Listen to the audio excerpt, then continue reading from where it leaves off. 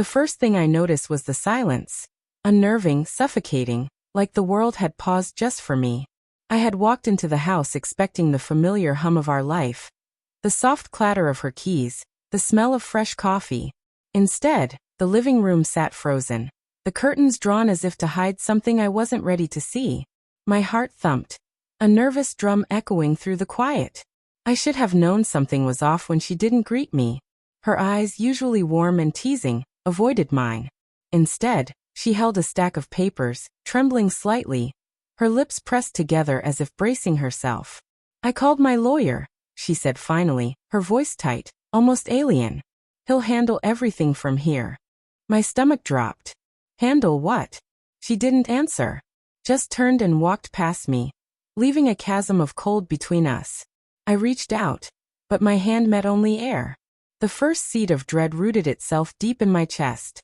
I remember the night vividly, the one where everything cracked. I tried to sleep, but the bed felt impossibly large, empty where she should have been. Her absence screamed louder than any argument could. The following morning, I received a text. "Meet my lawyer. Tonight. 8 p.m. No exceptions."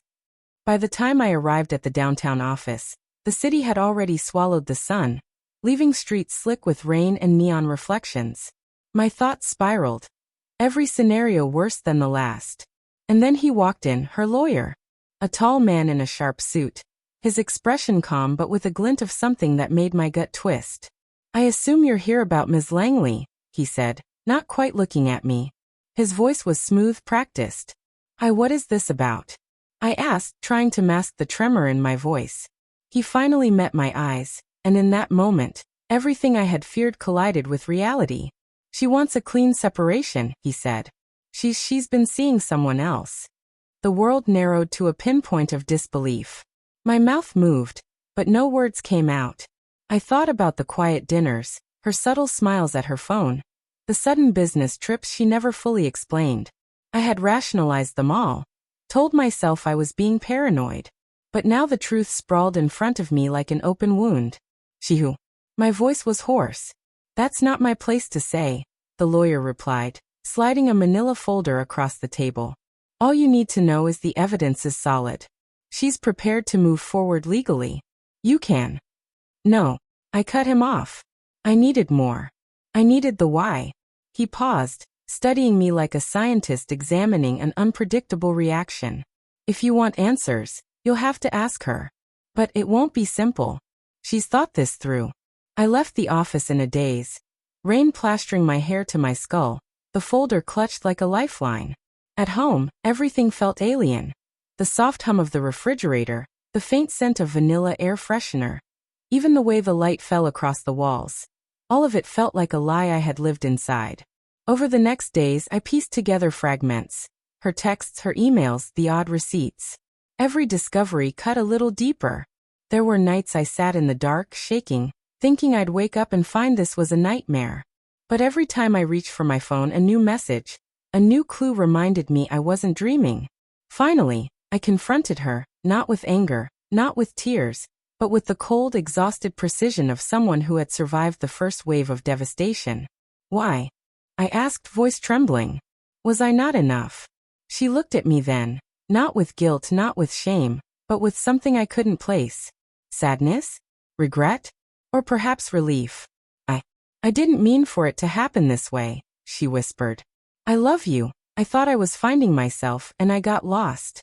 I'm so sorry." The apology was a dagger. Not because it wasn't sincere, but because it was human. Real. Complicated. And yet, it didn't erase the betrayal, the countless nights I had imagined us growing old together. I sat in silence, letting her words wash over me. And in that moment, I realized the depth of my own survival. The heartbreak, the confusion, the anger, all of it was mine to carry. When she left that night, I didn't watch her go. I didn't need to. The house was empty, but for the first time, it felt like mine. And though the pain was unbearable, I understood something fundamental. Betrayal doesn't erase love, but it does demand courage. The courage to face the truth, to confront the darkness, and to decide what comes next. Weeks later, the lawyer reached out one last time, formalities complete. But I didn't need him anymore. I had walked through fire, and though the scars remained, I had emerged more awake, more aware. And as I sit now, the rain tapping gently against the window, I let myself breathe. For the first time in months, the air feels like mine again, even if the house does not. The betrayal lingers, a shadow at the edge of memory, but it no longer defines me. I am more than the hurt inflicted upon me. I am everything I've yet to rebuild.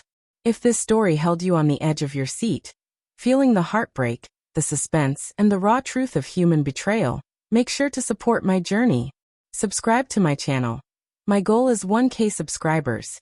And join me as we explore more stories that touch the heart and thrill the mind. Every subscriber helps me bring more of these immersive tales to life.